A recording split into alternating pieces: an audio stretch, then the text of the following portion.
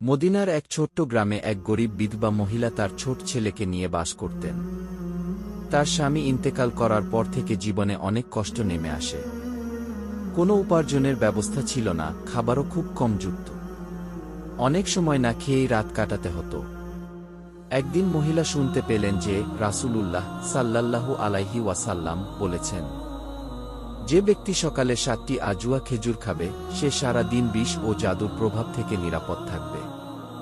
এই কথা শুনে মহিলার মনে হল, যদি তার ছেলের জন্য কিছু আজুয়া খেজুর জোগাড় করতে পারেন তবে হয়তো আল্লাহর রহমতে তাদের কষ্ট কমবে।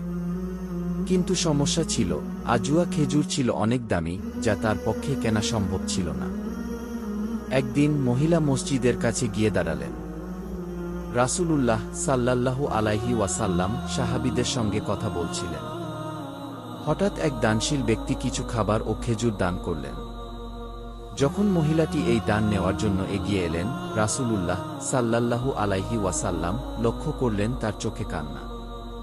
তিনি জানতে চাইলেন, আপনি কাঁদছেন কেন? মহিলা বললেন, ইয়া রাসূলুল্লাহ, আমি গরিব, আমার সন্তান ক্ষুধার্ত। আমি শুনেছি আজুয়া খেজুর খেলে আল্লাহর রহমত ও সুরক্ষা মেলে, কিন্তু আমি এটি কেনার সামর্থ্য রাখি না।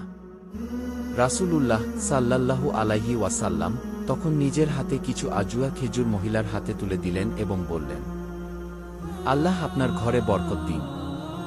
এই খেজুর শুধু খাওয়ার জন্য নয়, বরং আপনার ঈমানকেও মজবুত করবে। মহিলা খেজুর নিয়ে সন্তানের কাছে ফিরে গেলেন। তিনি ছেলেকে খাওয়ালেন এবং নিজেও খেলেন। এরপর অলৌকিকভাবে কিছুদিনের মধ্যেই 100 ব্যক্তি তাদের জন্য কাজের ব্যবস্থা করে দেন। তাদের দুঃখ কেটে যেতে শুরু করে। শিক্ষা 1. আজুয়া খেজুর শুধু শারীরিক উপকারী করে না, বরং এটি ঈমান ও বরকতের প্রতীক। 2. আল্লাহর ওপর ভরসা করলে তিনি কোনো না কোনো উপায়ে সাহায্য পাঠান। 3. দানশীলতা মানুষের জীবনে আশীর্বাদ ডেকে আনে। এই গল্প আমাদের শেখায়, যদি আমরা আল্লাহর প্রতি আস্থা রাখি এবং ধৈর্য ধরতে পারি, তবে একদিন তিনি অবশ্যই আমাদের জীবন বদলে দেবেন।